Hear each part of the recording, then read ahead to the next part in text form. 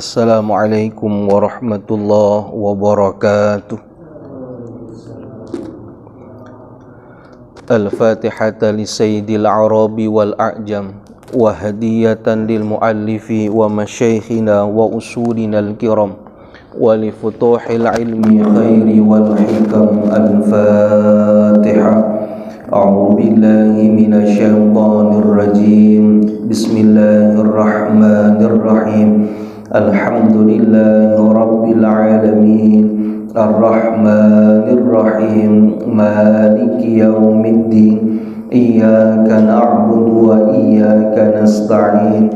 Ihdinas siratal mustaqim. Siratal ladzina an'amta 'alaihim ghairil maghdubi 'alaihim waladdallin. Amin.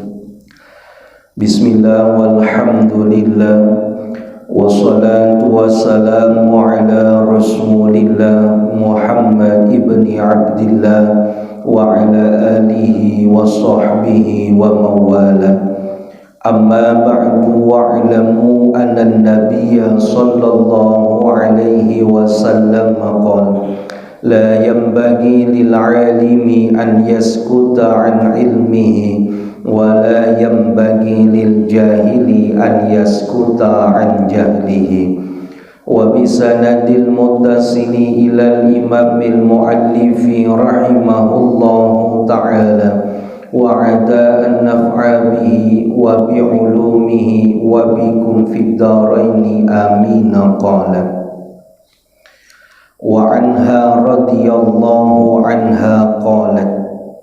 Satu riwayat hadis dari Sayyidatuna Aisyah juga, semoga Allah senantiasa meridhai kepada beliau.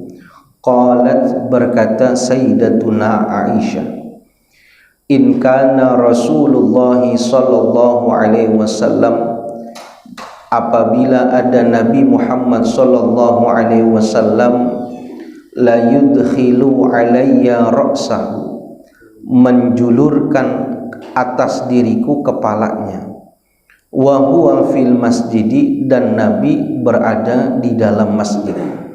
Fa urajjiluhu, maka aku meratakan, menyisiri daripada rambut Nabi. Wa kana la yadkhulal baita, dan Nabi tidaklah masuk ke dalam rumah illa lihajatin, kecuali karena ada satu keperluan yang mendesak. Idza kana mu'takifan, hal ini dilakukan apabila Nabi dalam keadaan beriktikaf. Muttafaqun alaih, meriwayatkan hadis ini oleh Imam Bukhari dan Imam Muslim. Wa anha, dan dari Aisyah pula radhiyallahu anha, semoga Allah meridhai kepada beliau, qalat, berkata Aisyah, as-sunnatu, maka sunnah hukumnya, alal mu'takifi, atas orang yang sedang melakukan i'tikaf, alla ya'uda maridon, pertama dia tidak menjenguk orang yang sakit, wala yashhada janazatan, dan dia tidak pula menyaksikan, melawat kepada orang yang meninggal, wala yamassa imra'atan, dan dia tidak menyentuh istrinya dengan syahwat, wala yubashiruha, dan dia tidak menyetubuhi juga akan istrinya, wala yakhruju, dan tidaklah dia keluar dari tempat i'tikaf lihajatin, kecuali karena kebutuhan, illa, kecuali lima, bagi perkara, la budda lahu, yang tidak dapat tidak bagi dirinya, minhu, untuk keluar. Wala i'tikafa illa bisaumin, dan tidaklah beriktikaf itu kecuali dalam keadaan berpuasa. Wala i'tikafa, dan tidak dianggap melakukan iktikaf seseorang illa fi masjidin jami'in, kecuali iktikaf itu dilakukan pada masjid yang jami'. Rawahu Abu Dawud, meriwayatkan hadis ini oleh Imam Abu Dawud. Wala ba'sa birajilihi, dan tidak ada permasalahan pada periwayatan hadis ini. Jamaah yang dimuliakan Allah Subhanahu wa taala, puji syukur sama-sama kita panjatkan kehadirat Allah Subhanahu wa taala. Alhamdulillah summa alhamdulillah, pada hari ini Allah masih memberikan kita kesehatan, Allah masih memberikan kepada kita iman yang kuat, sehingga Allah dengan karunia-Nya itu memilih kita untuk bisa dapat hadir di tempat yang penuh keberkahan ini. Mudah-mudahan hadirnya kita, duduknya kita menjadi obat buat kita. Hadirnya kita, duduknya kita menjadi wasilah akan turunnya keberkahan dari Allah Subhanahu wa taala. Amin amin ya rabbal alamin. Jamaah yang dimuliakan Allah, kita masih melanjutkan kajian hadis ahkam kita yang berkaitan tentang i'tikaf. Salah satu ibadah yang dilakukan oleh Nabi, bahkan tidak pernah Nabi tinggalkan sampai dengan Nabi wafat, pada ibadah Ramadan khususnya adalah pelaksanaan i'tikaf. Sekali lagi, i'tikaf ini boleh dilakukan kapan saja. Tidak ada waktu diharamkan bagi orang yang mau melakukan i'tikaf. Jadi sekarang Bapak yang udah masuk jangan lupa untuk niat i'tikaf. Sia-sia kalau dia duduk di masjid taklim tapi nggak niat i'tikaf. Nah, i'tikaf itu hukumnya kemarin ada 4. Pertama itu hukumnya wajib bagi orang yang bernazar. Kalau saya berhasil, maka saya niat beriktikaf di dalam masjid. Kalau dia niat itu nazar, jadi wajib dia masuk ke sini dan dia nggak boleh melakukan apapun sesuai dengan apa yang dia janjikan. Jadi kalau dia bilang saya wajib nazar ya Allah iktikaf besok, itu hitungannya 1 hari itu. Besok itu 1 hari. Dia memulai dari habis sholat subuh sampai ketemu subuh, atau dia memulai malam, pertengahan malam sampai ketemu malam. Itu orang yang benar-benar. Dia nggak boleh melakukan apa saja yang tadi disebutkan kecuali dalam keadaan hajat saja. Jadi hati-hati. Jadi kalau mau nazar kira-kira sesuai kemampuan. Kira-kira sesuai kemampuan. Jangan kita nanti kalau saya naik jabatan 1 kantor saya beliin makanan semua, gajinya nggak seberapa, naiknya nggak seberapa, nazarnya lebih gede. Jangan. Nah ini pertama, jadi wajib hukumnya melakukan iktikaf kalau dia bernazar. Yang kedua, haram hukumnya melakukan iktikaf di dalam masjid bagi seorang perempuan yang memiliki suami, suaminya nggak ridho kalau dia keluar, haram hukumnya. Jadi nggak iktikafnya, jadi tapi haram di mata Allah. Sama kayak orang melakukan ibadah sholat, sholatnya benar, pakai wudhu, tata caranya benar, tapi sarungnya boleh nyolong. Sah nggak sholatnya? Sah sholatnya. Tapi dapat pahala nggak? Itu urusan belakangan. Karena dia melakukan pelanggaran hukum. Sama sah. Orang dia wudhu, dia melakukan menghadap kiblat, tata caranya benar, cuma sarungnya boleh nyolong. Manishtaro basauban bi asyrati darahima wa fihi dirhamun haramun lam taqbalullahu salatan madama alaih. Siapa orang yang beli pakaian harganya 10 dirham, dari 10 dirham ada 1 dirham saja dari uang yang haram lalu dipakai buat ibadah, maka ibadahnya nggak diterima sama Allah selama uang yang haram itu tidak dihalalkan. Jadi kalau ada orang berangkat haji pakai dana korupsi, diterima apa enggak? Sah nggak hajinya? Sah. Pahalanya ada nggak? Belum tentu. Jadi jangan tenang-tenang. Jadi Bapak jangan pusing kok pulang ibadah haji nggak pakai kerudung. Nggak usah bingung. Kenapa? Lihat aja dari mana dananya. Karena kebaikan itu tanha anil fahsya wal munkar. Kenapa habis sholat tetap mabuk? Jangan salahin sholatnya. Lihat dulu perangkatnya awalnya bagaimana. Jangan-jangan ada makanan yang dia makan dari makanan yang haram. Pakaiannya kenapa nggak bisa tenang? Bisa jadi dari pakaian itu bisa menyebabkan dia tidak khusyuk. Ini masalah juga. Haram kalau perempuan itu datang ke masjid nggak dapat ridho suaminya. Yang ketiga yang hukumnya adalah makruh hukumnya. Siapa yang makruh? Bagi perempuan masih muda, belum punya suami, dia iktikaf di masjid, nggak bawa muhrimnya, nggak bawa keluarganya, sendirian. Nah, ini makruh ini. Kenapa? Bisa mengganggu jomblo-jomblo untuk melakukan iktikaf ini. Sendirian lewat, parfumnya wangi banget. Kayak parfum kuburan baru. Wah, ini bahaya. Wangi banget gitu. Nah, ini makruh nih. Karena yang iktikaf jadi kuat lama di situ. Tadinya mau kencing, dia nggak, takut kelewatan kalau keluar. Ini bahaya nih. Yang keempat, ini sunnah.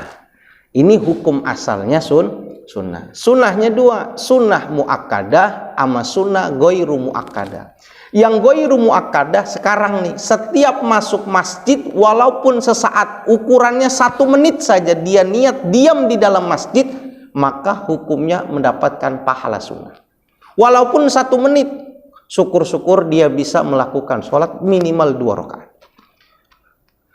Ada yang muakkadah, kapan dilakukan iktikaf ini? Selama bulan suci Ramadan. Jadi 1 bulan full. Mau masuk nih sore nih, tar malam tarawih pertama nih, udah niat gitu. Ya Allah, mudah-mudahan panjang umur ya Allah. Niat banget, pengen. Bukan azar nih, pengen ya Allah. Azam tuh, cita-cita. Pengen besok mulai iktikaf ya Allah.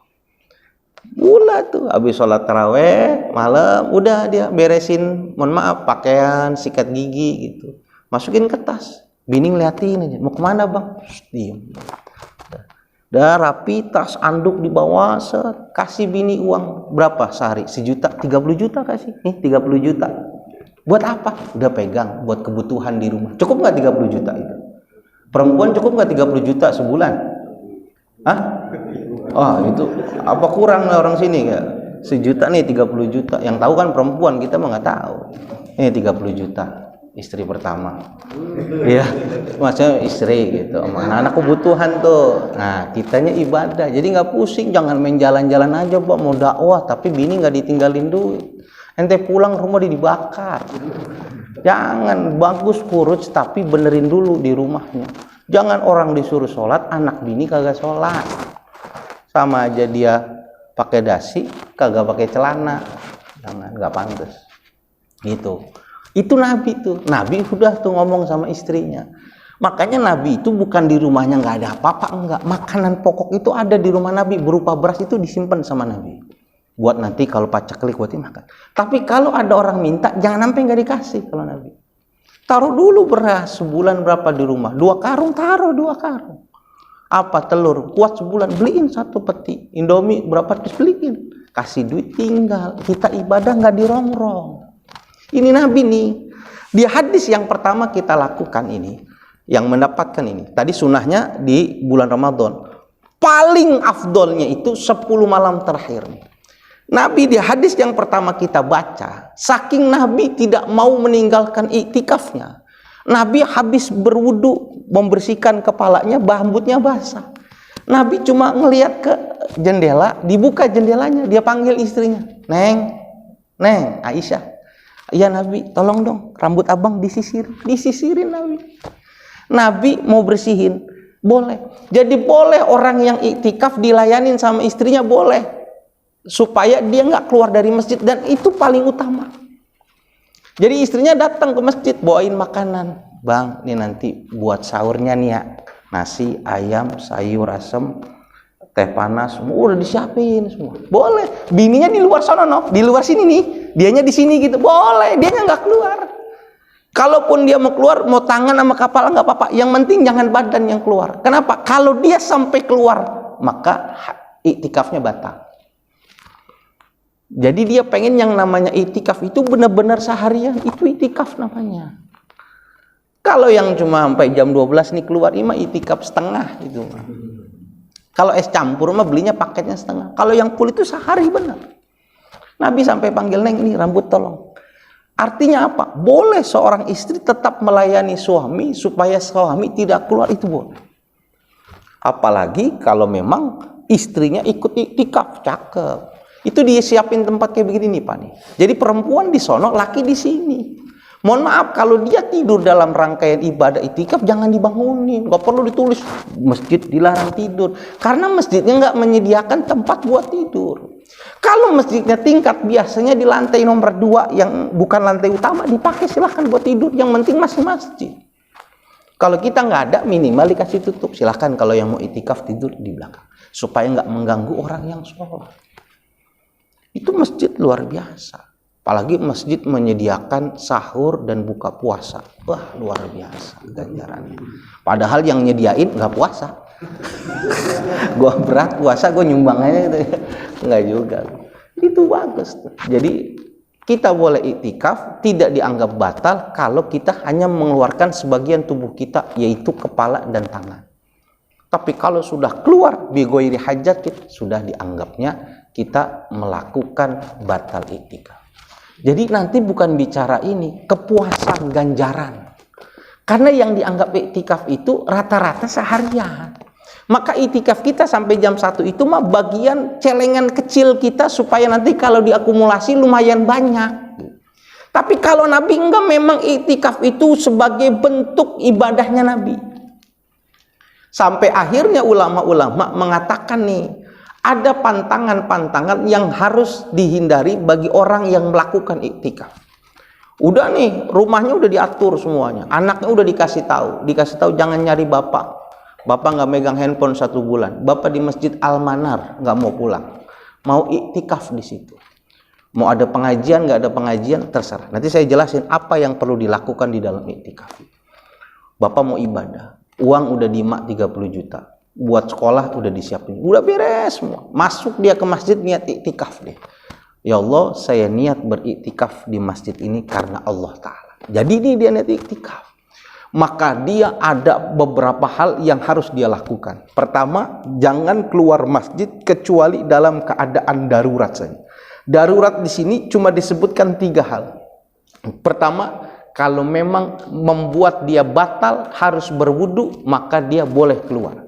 Padahal boleh di dalam iktikaf tidak berwudu, tapi karena dia mau mengisi pahala nomor 1 pada saat iktikaf itu sholat, harus dia berwudu. Maka ketika dia keluar wudu, masuk ke masjid nggak perlu niat lagi. Kenapa? Wudu bagian dari hajat dia.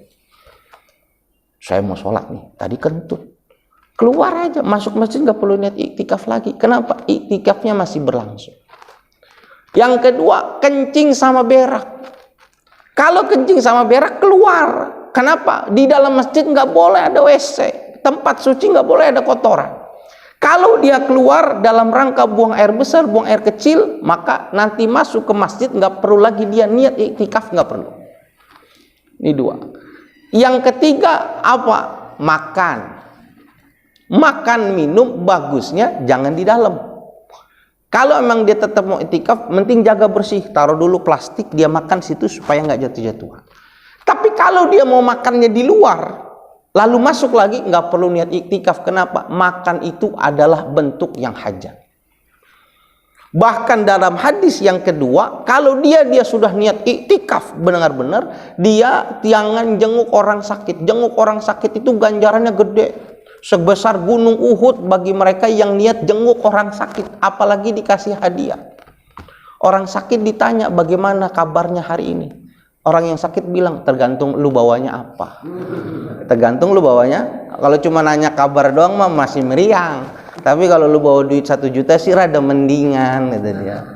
Kalau datangnya bawa jeruk asam apa Medan itu. Kalau buat Cina masih meriang. Kalau Medan rada manisan. Itu bagus ganjaran. Nabi ngajarin jangan sampai ada orang sakit nggak dijenguk. Nabi marah besar itu. Bahkan sampai sakitnya membawa meninggal, Nabi marah-marah. Ada tukang sapu, nenek-nenek bersihin masjid tiap hari. Hari pertama nggak kelihatan, hari kedua nggak kelihatan, hari ketiga nggak kelihatan. Maka Nabi tanya gitu, itu tukang sapu kemana itu? Anu Nabi udah meninggal gitu. Meninggal, ya. Kok saya nggak dikasih tahu, kata Nabi? Ya Nabi tukang sapu, masa ngasih tahu Nabi? Nabi kan jenderal, Nabi pimpinan, masa tukang sapu doang? Kata Nabi nggak boleh begitu. Dia jasanya banyak. Kalau sakit jenguk. Sekarang tunjuk sama saya mana kuburannya. Saya mau sholat di atas pemakaman. Saking Nabi itu. Tapi kalau lagi itikaf nggak usah jenguk orang sakit. Wala yashhada janazatan, jangan datang juga kalau sholat jenazah, nggak perlu. Ini dalam catatan kalau itu masih kaitannya fardunya fardu kifayah. Artinya kalau dia nggak jenguk nggak punya masalah gitu. Yang sakit mah tetangganya doang. Bininya kan nggak ikut iktikaf, dia bilang sama bininya, lu aja yang jenguk. Kalau itu nggak jadi masalah, jangan keluar masjid. Yang meninggal tetangganya nih, yang meninggal tetangganya. Istri kita nggak ikut iktikaf, istri kita aja yang datang sono persaksikan jenazah, boleh cukup. Tapi kalau yang sakit emak bapak, yang meninggal emak bapak, lu nggak keluar jadi fitnah, keluarnya jadi hajat. Tapi kalau emak bapak kita ngerti gitu, lu ngapain mau ibadah? Terus kita bilang sama anak kita, bilangin sama Erwin, kalau gua meninggal dia jangan keluar dari masjid, iktikaf aja. Gua ridho sama dia, itu ganjaran iktikafnya, orang yang mengizinkan orang tuanya dapat ganjarannya. Kenapa? Dia menjalankan kepatuhan sekalipun orang tuanya, sekalipun orang sekelilingnya menganggap dia melakukan kedurhakaan. Jadi ketaatan itu nomor satu daripada kacamata manusia. Dalam sebuah sejarah yang panjang, laki-laki kalau sudah menikah, kebaktiannya tetap utuh kepada ibu bapaknya wajib. Laki-laki kalau dia sudah menikah, nomor satu tetap wajib patuh kepada ibu bapaknya orang tua. Tapi kalau istri sudah menikah, maka kebaktian yang nomor satu itu kepada suaminya, bukan kepada orang tuanya. Rekeningnya udah ditarik ke suaminya. Istrinya kesalahan, suaminya yang tanggung jawab, bukan orang tuanya. Pada zaman Nabi, Nabi mau perang bawa sahabat. Sebelum perang, sahabat-sahabatnya izin sama keluarganya masing-masing, termasuk yang pengantin baru izin sama istrinya, istriku saya mau pergi jihad, izinkan saya biar dapat ganjaran yang besar. Ingat, selama saya melakukan jihad fisabilillah, kamu jangan keluar rumah sama sekali, jangan keluar rumah. Sebelum saya datang, kamu nggak boleh keluar rumah. Pergi nih sahabat jihad gitu. Gak lama suaminya jihad nggak pulang-pulang, istrinya disamperin sama keluarganya, dikasih tahu, Neng pulang. Kenapa? Orang tua sakit keras. Neng pulang jenguk orang tua. Kata anaknya, maaf, saya nggak boleh untuk jenguk orang tua saya. Bahkan dalam ekstrimnya kisah ini, tahu nggak Pak? Itu rumahnya tingkat. Jadi di bawah rumah orang tuanya, atas rumah anaknya. Tingkat tangga gitu. Karena suaminya bilang jangan keluar rumah, dia nggak mau turun ke bawah. Kenapa? Kata suaminya nggak boleh keluar dari rumah, karena rumah dia di atas, rumah orang tuanya di bawah. Orang tuanya sampai sakit parah, mau sakaratul maut, Neng jengukin tuh kasihan. Kata dia, maaf nggak bisa, saya disuruh suami saya nggak boleh keluar rumah. Itu udah mau meninggal, masih nggak turun. Bahkan sampai sudah meninggal dunia, dibilang itu lihat tuh yang terakhir kali. Kata dia, mohon maaf nggak bisa. Kata suami saya nggak boleh keluar. Orang udah marah tuh. Kok masa nengok orang tua aja nggak boleh? Terakhir yang keempat, sampai mau dibawa ke pemakaman, dibilang, lu lihat orang tua lu yang terakhir dah nih. Jangan sampai lu nyesal seumur hidup. Kata anaknya, mohon maaf nggak bisa. Kenapa? Orang suami saya bilang nggak boleh keluar rumah. Dikubur selesai, orang menghina tuh istrinya, segitu banget sama orang tua. Yang lahir ini emak lu, oh begitu mah demi laki-laki, wah udah hancur dah dia. Suaminya datang diceritain, pusing dia, aduh lu kenapa kagak turun, kan abang bilang nggak boleh keluar rumah. Akhirnya ngadu sama Nabi, Nabi malah senyum. Apa katanya? Orang tuamu di dalam surga, di dalam kuburnya bahagia karena memiliki anak yang taat sama suaminya. Ketaatan itu membawa jenazah orang tuanya yang meninggal dunia bahagia karena kepatuhan anaknya. Tapi kita jangan coba-coba sekarang. Kita bilang gitu sama istri kita, awas, nggak boleh pulang. Pulang ke rumah mama, saya nggak ridho gitu. Kira-kira bini kita pulang gitu, kita berani apa? Ayo, kata bini kita, ayo ambil ke rumah orang tua. Sampai sono melempem kita. Makanya kita perlu jangan cuma omongan. Saya udah pernah sering cerita, kalau mau kita dipegang omongan kita sama istri kita, yang penting kita tasdiqu fil lisan. Jangan pernah bohong, pasti dipegang. Tapi kalau kita tukang bohong, istri kita berani sama kita. Nih, bisa paham ya? Nah, jangan nengok orang sakit, jangan keluar sholat jenazah. Wala yamassa imra'atan, dan jangan pula menyentuh daripada istri kita. Wala yubashiruha, dan jangan pula kita menjima. Ini mah kebangetan banget di masjid jima. Wala yakhruju illa lihajatin, dan tidak keluar kecuali hajat tadi yang 3. Wala i'tikafa illa bisaumin, ini ada beda pendapat. I'tikaf itu dapat berlaku kalau dilakukan dengan puasa. Tapi mayoritas ulama mengatakan enggak, tidak berpuasa juga sah. Dan dilakukan iktikaf harus di masjid jami, masjid yang dipakai buat sholat Jumat. Maka jawabannya juga tidak perlu di masjid yang dipakai untuk sholat. Yang penting namanya masjid sah iktikaf. Di luar masjid tidak sah iktikaf. Nah sekarang kita pengen gambaran tadi yang afdoliyah begini. Ini yang paling gencar sekali Nabi Muhammad SAW pada 10 malam yang terakhir. Kata Nabi, jangan sampai orang yang punya waktu luang, orang yang bebas dari pekerjaan wajibnya, meninggalkan iktikaf, jangan. Kenapa? Pada malam itu, 10 malam terakhir adalah satu malam, ada satu malam yang dimungkinkan datangnya malam Lailatul Qadar. Malam itu malam yang penuh berkah, orang dapat saja ternyata berketepatan Allah menurunkan Lailatul Qadar pada malam hari itu, dia dalam keadaan baik, tidak bermaksiat, bukan beribadah, dalam keadaan baik, tidak melakukan kesalahan kemaksiatan, maka diamnya dia lebih bagus daripada orang yang ibadah 1000 bulan lamanya. 83 tahun lewat 4 bulan, bulan Komariah. Apalagi kalau dia mendapatkan malam Lailatul Qadar dalam keadaan ibadah. Jadi kalau kita pun ternyata nggak bisa iktikaf, di 10 malam terakhir, khususnya yang ganjil, jangan ngelakuin kemaksiatan.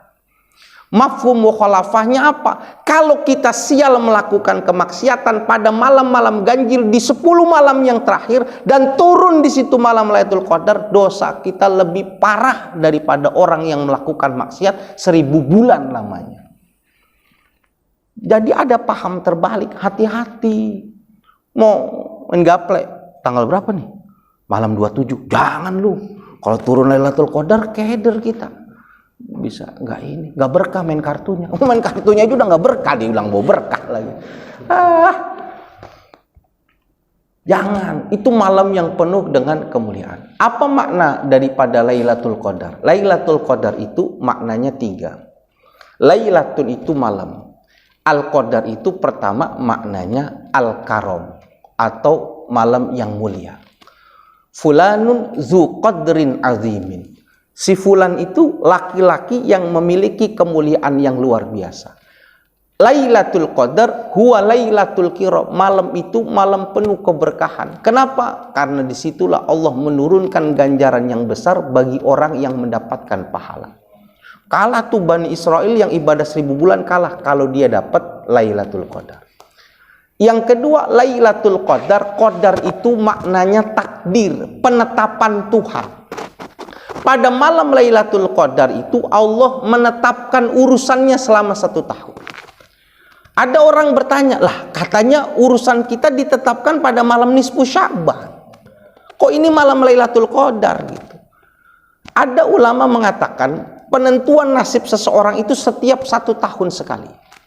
Jadi nasib kita itu dalam kalender Komariah 1 tahun sekali itu ditakdirkan kita selama 1 tahun. Ada yang mengatakan malam nisfu Sya'ban, ada yang mengatakan malam Lailatul Qadar. Imam As-Sawi dalam kitab tafsirnya mengatakan ada versi yang paling kuat. Pada malam Lailatul Qadar, Allah menetapkan qada dan qadarnya selama 1 tahun yang Allah berikan filenya kepada malaikat Jibril itu pada malam nisfu Sya'ban. Maka malam nisfu Sya'ban jangan sampai nggak baca doa. Kenapa? Hari itu ditetapkan ketetapan baik. Makanya minta yang baik pada malam nisfu Sya'ban. Jangan sampai kita nggak baca. Berapa malam nisfu Sya'ban? 3 hari. Malam 13, 14, 15. Minta tuh, jangan sampai nggak baca Yasin 3 kali buat minta kebaikan kepada Allah. Kenapa? Malam itu Allah menulis kebaikan semua. Kalau dia minta kebaikan, Allah rahmat baik, ditulis kebaikan. Kalau malam itu melakukan kemaksiatan, Allah gedek, dicatat keburukan buat dia. Minta kebaikan. File kebaikannya diberikan kepada malaikat Jibril pada malam nisfu Sya'ban. Jibril, ini catatan, setahun orang yang meninggal dunia. Oke, Jibril nerima. Jibril menyerahkan file ini kepada malaikat-malaikat petugas pada malam Lailatul Qadar. Israel, ta'al, ya bos. Nih yang meninggal 1 tahun catatannya. Dicatat PLN siapa aja nih? Bang Satiri, Bang Komarudin, dicatat ada. Itu malam Lailatul Qadar. Makanya 2 malam itulah 2 malam yang diiriin sama malaikat. Malaikat itu dikasih tahu sama Allah, manusia mau dikasih 2 hari raya, Idul Fitri, Idul Adha, mengganti hari raya Nailul dan Makhroja yang dirayakan orang-orang oleh Nasrani dan Yahudi. Malaikat protes, ya Allah, kok enak banget manusia dikasih 2 hari raya, saya juga minta 2 hari raya. Kata Allah, iya saya kasih. Apa? Hari rayanya dia malam nisfu Syaban sama malam Lailatul Qadar. Itu lebarannya malaikat tuh. Malaikat senang-senang tuh. Jadi ngerjain tugas lagi rajin-rajinnya lebaran. Makanya hati-hati tuh nisfu Syaban. Jangan di dalam bioskop. Nonton film. Kunikahi suami temanmu apa-apa ini. Saya belum nonton itu. Mana istri minta mau mampus. Aduh, Ustadz diajak nonton ya.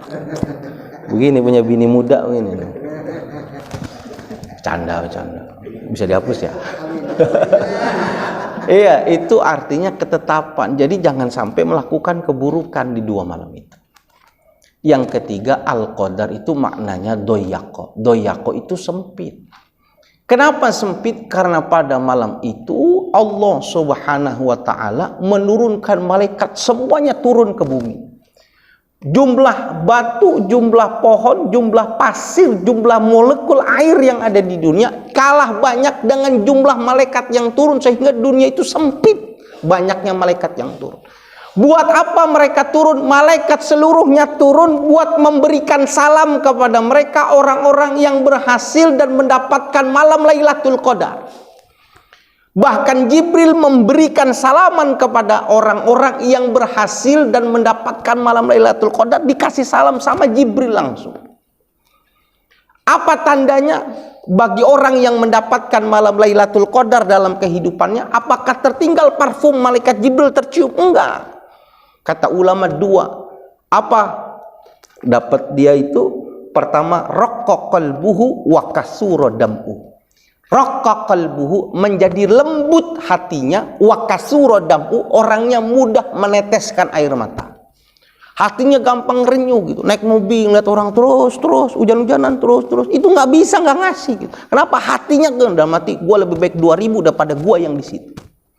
Ngelihat anak yatim gak kuat, dia cuma bayangin gitu, lebih baik saya santuin anak yatim daripada anak saya ngantri disantunin jadi anak yatim. Wa kasura damu, orangnya gampang nangis, nggak boleh disentuh dikit nangis gitu. Sampai ada ulama saking lembutnya, karena hatinya lembut, omongannya lembut. Dia cerita nih di hadapan muridnya, dia nangis, muridnya nangis, padahal ceritanya gini. Tadi saya goreng ikan. Nggak lama ikan saya dimakan sama kucing. Ya Allah, dia nangis. Itu yang hadir nangis semua. Saking lembutnya nangis semua. Dia goreng ikan, ikannya ditaruh di atas meja, dimakan sama kucing, dia nangis. Yang hadir dengar nangis semua. Apa pesan moralnya? Bagi orang yang bisa nerima, dia bilang, ya Allah, itu nikmat tuh. Belum bisa kita cicipi, tapi sudah keburu diambil sama orang lain. Kebahagiaan yang kita kira sebentar lagi mau kita dapati, ternyata bisa sirna seketika. Sekarang kita merasa baik dengan ibadah kita, bisa jadi nanti akhir hidup kita su'ul khotimah, seperti ikan yang diambil oleh kucing itu. Sedikit omongannya tapi mananya banyak. Itu satu masjid nangis semua. Karena yang ngomong apa? Raqqa qalbuhu wa kasura dam'u. Yang begitu pula yang dengar. Kalau kita digituin, Ustaz ngomong apa? Masalah ikan jangan digede-gedein Ustaz. Di pasar banyak. Ini murid sialan nih. Murid bangsat banget. Lu kagak ngerti tuh. Kalau hati nggak bisa dibohong. Yang susah nangis, hati-hati Pak.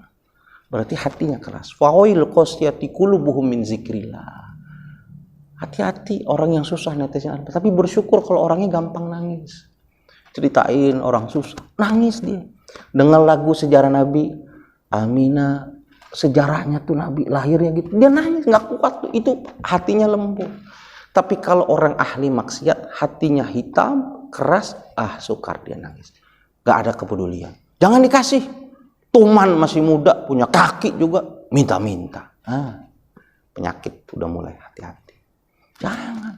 Ngapain dia? Terus juga buat mabok, muka ditindik-tindik, mata ditusuk-tusuk, buat apa? Badan digambar-gambar, gambar tuh di buku tulis. Wah, orang kayak gitu jangan dengerin, jangan. Nanti orang kelihatan, orang yang mendapatkan salam daripada malaikat itu adalah mereka yang jadi lembut hati. Raqqa qalbuhu wa kasura damu. Lembut, dia nggak mau ngeliat yang gitu, nggak bisa dia. Diajak ngeliat film itu nggak ada. Kita punya teman gitu, nggak kuat gitu. Jangan ngelihat darah dah, dia udah nggak kuat gitu. Kalau cerita nikah nih, kasihan banget nih. Ada ibu-ibu naik sepeda mau jenguk anaknya ke pesantren, bekalnya dikaretin pakai karet ban. Karet ban diikat di belakang pakai kantung gitu. Dia ngumpulin duit hasil jual kayu bakar, dia mau jengukin anaknya di sana. Sampai sono dia kayu sepeda itu nggak deket, jauh itu diliputnya jauh tuh. Karena dibikin singkat teknologi itu, sampai ke sono anak lain makan enak gitu dengan pakai tepa makan yang enak, itu anak nggak dibukain kayak bungkus kertas nasi gitu, cuma dikasih lauk ini. Tapi masakan ibu dia makan sambil nangis, kenapa? Bersyukur dikasih sama Allah. Kenapa? Nggak semuanya bisa dikasih tuh, dia seneng gitu, ibunya sendiri masih mau mondokin dia, masih gitu kan dia. Itu luar biasa, itu luar biasa, bersyukur. Kalau kita kan enggak. Nah sekarang kenapa? Itu benihnya bisa jadi benih kita. Kita ngeliat kayak gitu, teman saya nggak kuat gitu. Wah nggak kuat. Wah. Apa berarti gue kurang bersyukur gitu loh. Kalau ujian semuanya dikasih ujian. Cuma tergantung kita bisa lewat atau enggak.